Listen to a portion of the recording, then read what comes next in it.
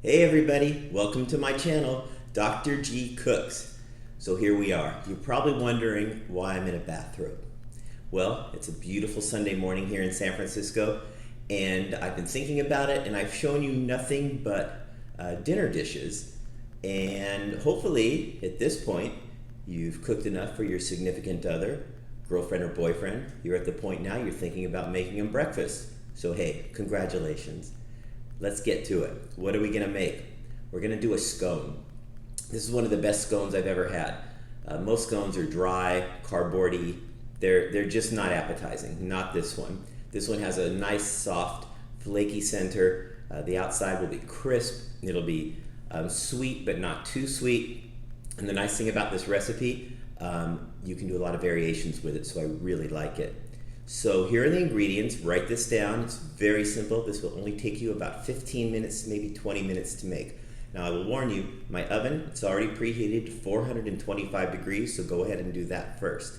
The other things you're gonna wanna do initially are get your main ingredient. Today we're gonna do blueberry scones. So have a cup and a half of blueberries. Make sure they're frozen so that when you work them into the dough, they don't break up. They'll keep their shape and then they'll just cook out quite nicely. The other thing I like to freeze for about 10 minutes before I start the process is 5 tablespoons of cubed butter. Okay, it's a European unsalted butter. Cube it up about this size, put it in the freezer. Again, makes it easier to work into the flour. We'll also put into the freezer 10 minutes before I work is 1 tablespoon of vegetable shortening. And then our wet ingredients, 2 large eggs, 1/2 cup heavy whipping cream, and then 1 teaspoon good vanilla. Shout out to my niece Rebecca. She makes me my vanilla, so my vanilla is homemade. Our dry ingredients, we're gonna have 2 cups of all-purpose flour, and we're gonna have baking powder. You're gonna have 2.5 teaspoons of baking powder, and then 1/4 cup of confectioner's sugar.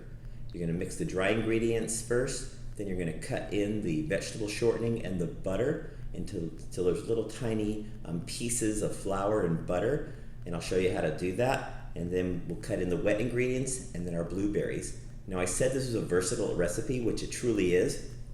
If you don't want to use blueberries, if you don't like blueberries, which I've never met anyone who didn't like a blueberry, but if you're that person or you just want some variety, which is nice, you can use cranberries, work great, dry cranberries. And the other favorite thing I like to use is a 70% plus or more of a dark chocolate into chunks. That really comes out nice too. And sometimes you'll see I'm gonna make 2 separate cakes that we're gonna cut into triangles.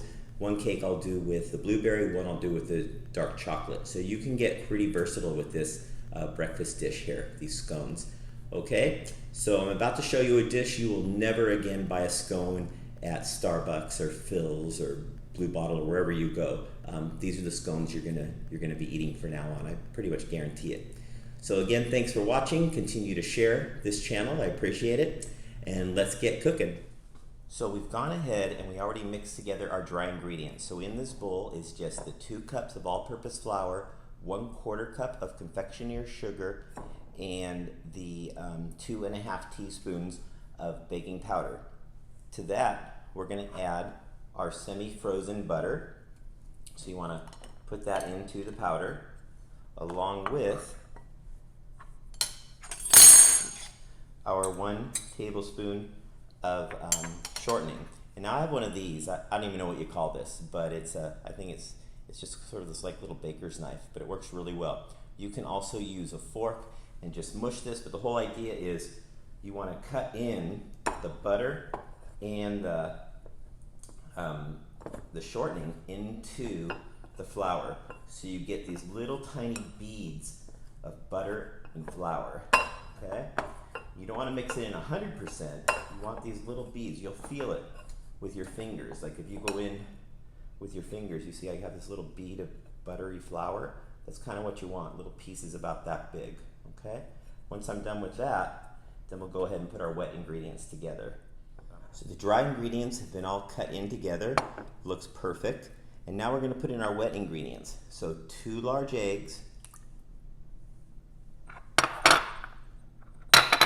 1 teaspoon vanilla, and then 1/4 cup heavy whipping cream. Okay?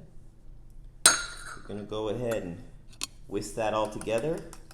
Once that's all whisked up, we'll go ahead and add that to the dry ingredients, mix it up into a dough, then we'll add in our blueberries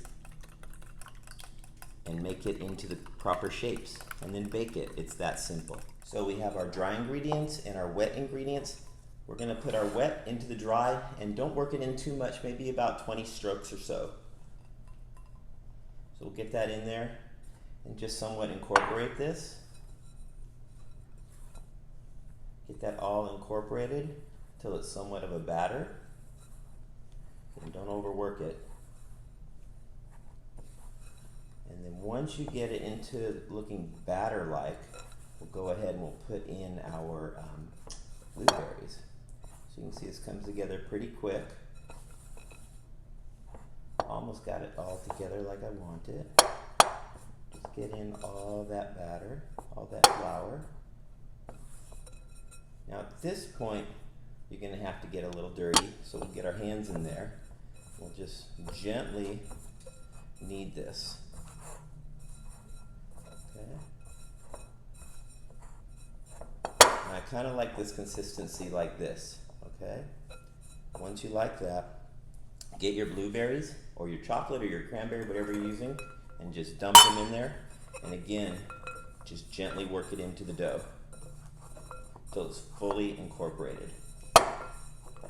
Once it's incorporated completely, you're going to break that into 2 equal halves and make 2 balls, and we'll do that in just a second. I'm going to work this off camera. So you can see we worked these into 2 separate sections.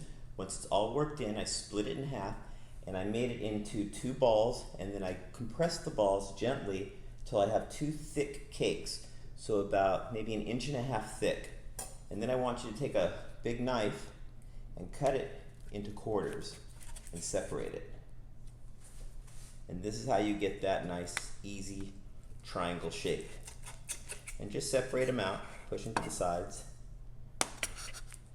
Do it on both of your cakes.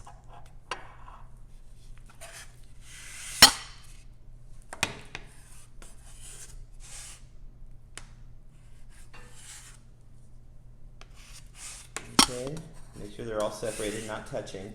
And if you want, at the end, you can go ahead and sprinkle a little sugar on the top. It'll just give it a nice sweetness to the top of the scone. It'll give you a little sugary crunch. You don't have to do this. It's just something I like to do, not a lot. That's it. We're going to stick this in the oven, 425 degrees for 13 to 15 minutes.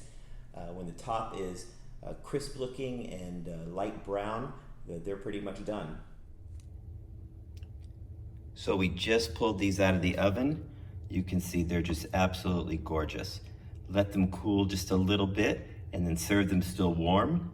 I suggest serving them with a nice latte or espresso or just a cup of coffee, really up to you. So that's it. Our scone is complete, ready to eat. Smells wonderful, and the texture is just going to be phenomenal. You're going to really like this dish. So again, thanks for watching Dr. G Cooks. Continue to share my channel, continue to watch. Thank you, and enjoy your beautiful Sunday morning wherever you may be.